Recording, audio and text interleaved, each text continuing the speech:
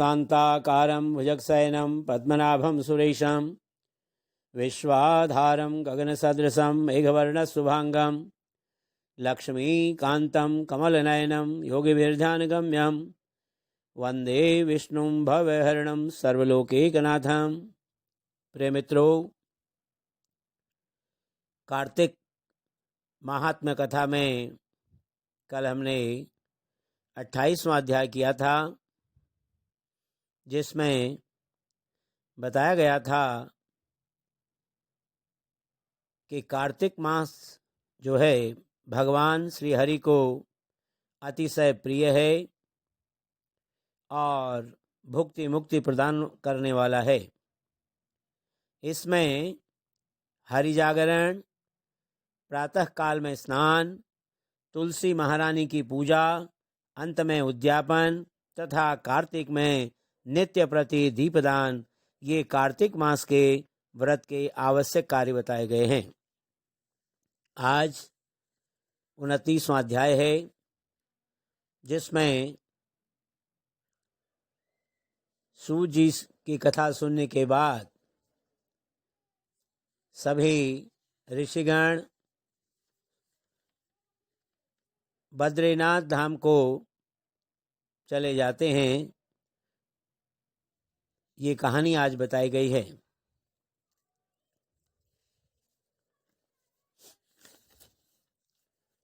ऋषयः ऊचु अस्पृश्यत्वं कथं व्यातः सूतबोधितरुस्त्वयं स्पृश्यत्वं हि कथं व्यातः तथायं शनिवासरे। सूतुवाच समुद्रमथनाद्यानि रत्नान्यापुः सुरोत्तमाः श्रियं च कौस्तुभं तेषां वैष्णवे प्रददुःसुराः। ऋषिगणों ने सूत जी से कहा कि हे सूत जी, पीपल के वृक्ष का स्पर्श अन्य दिनों में क्यों नहीं किया जाता? शनिवार को ही क्यों स्पर्श किया जाता है?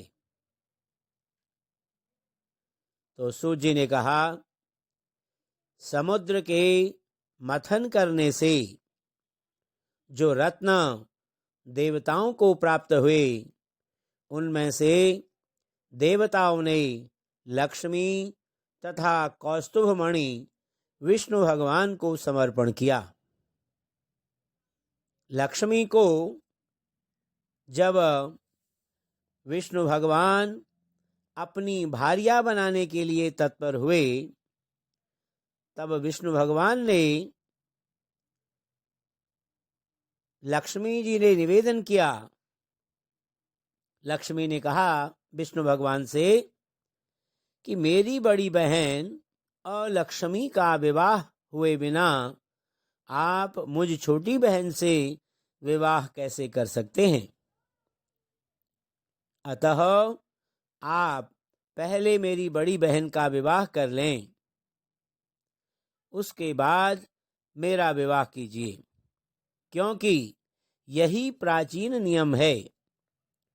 तो सूत जी ने कहा, लक्ष्मी की ऐसी वाणी सुनकर भगवान ने लक्ष्मी की बड़ी बहन और लक्ष्मी का विवाह आग्रह पूर्वक उद्दालक ऋषि के साथ कर दिया। वह अलक्ष्मी बड़े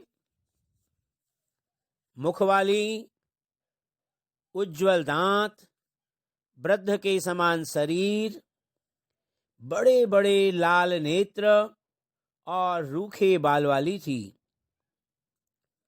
उद्दालक मुनि ने भी उसे विष्णु भगवान के आग्रह से स्वीकार कर वेदध्वनि से गुंजित उसे अपने आश्रम में ले आए।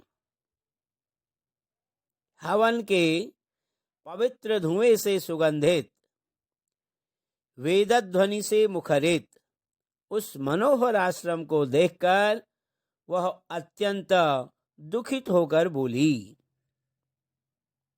ज्येष्ठा ने कहा,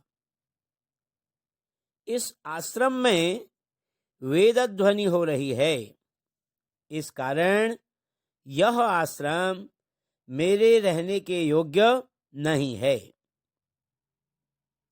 अतः मुझे किसी दूसरे स्थान पर ले चलो। उसे सुनकर उद्दालक मुनि ने कहा, हे कांते, तुम इसमें किस लिए नहीं रह सकती, और तुम्हारे रहने के योग्य स्थान कौन सा है, उसे मुझसे कहो। तब ज्येष्ठा ने कहा, जहां पर वेदध्वनि, अतिथियों का सत्कार तथा यज्ञ आदि होते हैं, वहां मैं निवास नहीं कर सकती हूं।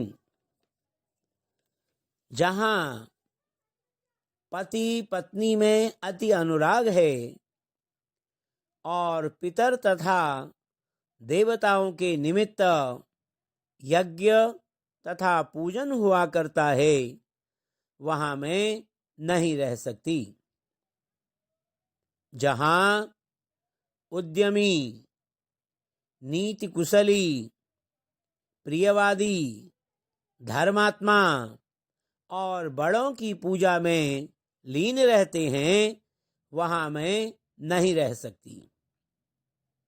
जहां दिन रात स्त्री पुरुषों में लड़ाई होती है और जिस स्थान से अतिथि लोग निराश होकर लौट जाते हैं, जहां पूज्य वृद्धों, सत्पुरुषों और मित्रों का अनादर हुआ करता है, वहां अति कठोर वाणी बोली जाती है। दुराचारी तथा दूसरों के धन को चुराने वाले परस्त्रीगामी प्राणी जहां रहते हैं, जहां नित्य सह गौओं का वध, मद्यपान, ब्रह्म हत्या आदि पाप होते रहते हैं, वहां मैं प्रसन्नता पूर्वक रहती हूं। तो सूत जी ने कहा, इस प्रकार उसकी वाणी सुनकर उद्दालक मुनि का मुख मलिन हो गया। ज्येष्ठा के कहे हुए वाक्य को सुनकर मुनि चुप रह गए। कुछ देर में फिर भी उस अलक्ष्मी से उद्दालक जी कहने लगे कि अच्छा, ऐसा स्थान तुम्हारे लिए खोज करूंगा। उद्दालक जी ने कहा, जब तक मैं तुम्हारे रहने के योग्य स्थान ढूंढ कर न आऊं, तब तक तुम इसी पीपल के वृक्ष के नीचे स्थिर होकर बैठी रहो। तो सूत जी ने कहा कि उद्दालक उसको वहां बैठाकर स्थान ढूंढने चले गए। बहुत काल तक उनकी प्रतीक्षा करने पर भी जब वे नहीं दिखाई पड़े, तब पति के परित्याग करने से दुखित होकर वह दरिद्रा रोने लगी। उसके करुण रोदन को लक्ष्मी जी ने वैकुंठ में सुना और विष्णु भगवान से व्याकुल मन होकर कहने लगी। लक्ष्मी ने कहा कि हे नाथ, हमारी बड़ी बहन दरिद्रा पति के त्याग देने के कारण बहुत दुखी हो गई है। हे कृपालो, यदि मैं आपकी प्रिय पत्नी हूं तो उसको आश्वासन देने के लिए आप जाइए। इस प्रार्थना को सुनकर कृपा सिंधु भगवान लक्ष्मी के साथ वहां गए। उस दरिद्रा को ज्ञान देते हुए विष्णु भगवान कहने लगे कि हे अलक्ष्मी, इसी पीपल की जड़ में तुम सर्वदा के लिए स्थिर होकर निवास करो, क्योंकि मेरे ही अंश से इसकी उत्पत्ति हुई है और इसमें मेरा निवास रहता है। प्रतिवर्ष गृहस्थ प्राणी तुम्हारा पूजन करेंगे। उन्हीं के घर में तुम्हारी छोटी बहन लक्ष्मी स्थिर होकर निवास करेगी और अनेक प्रकार के उपहारों से स्त्रियों को अवश्य में पूजन करना चाहिए। प्राणी मात्र को चाहिए कि पुष्प, धूप, गंध आदिकों से तुम्हारी पूजा करें, तभी उन प्राणियों के प्रति लक्ष्मी जी सदा प्रसन्न रहेंगी।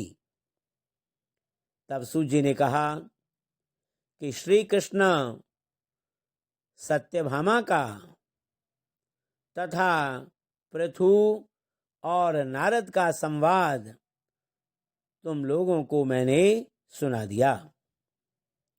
अब तुम्हें क्या सुनने की इच्छा है, उसे मैं विस्तार पूर्वक कहूंगा। तो सूत जी की वाणी सुनकर सौनक आदि ऋषि कुछ हंसने लगे। आपस में कुछ भी न कहकर चित्र की भांति अवाक होकर बैठे रह गए। फिर सावधान होकर सब के सब श्री बद्री नारायण जी के दर्शन करने के लिए चले गए। जो प्राणी इस कार्तिक महात्म्य को सुनाता है अथवा स्वयं सुनता है, वह सब पापों से मुक्त होकर विष्णु की सायुज्य मुक्ति प्राप्त करता है। इति श्री पद्म पुराणे कार्तिक महात्म्ये 29 बोलो श्री लक्ष्मी नारायण भगवान की जय। प्रिय मित्रों, आज कार्तिक महात्म्य की यह कथा संपूर्ण हो गई है। आपने पूरे मास इस कथा को सुना होगा और सभी चीज़ें कार्तिक मास के व्रत के विषय में आपको जानकारी मिली होगी। भगवान श्री लक्ष्मी नारायण आपकी सभी मनोकामनाओं को पूरा करें, आपके घर में सुख समृद्धि बनी रहे और सदैव परिवार में प्रसन्नता का वातावरण रहे। इन्हीं शुभकामनाओं के साथ मैं आपको कार्तिक मास की हार्दिक शुभकामनाएं देता हूँ। शांताकारं भुजगशयनं पद्मनाभं सुरेशं विश्वाधारं गगनसदृशं मेघवर्णशुभांगं लक्ष्मीकान्तं कमलनयनं योगिविरदानगम्यं वन्दे विष्णुं भवभयहरणं सर्वलोकैकनाथं। मंगलम भगवान विष्णु, मंगलम गरुड़ध्वजः, मंगलम पुंडरीकाक्षौ, मंगलाय तनोहरि। बोलो श्री लक्ष्मी नारायण भगवान की जय।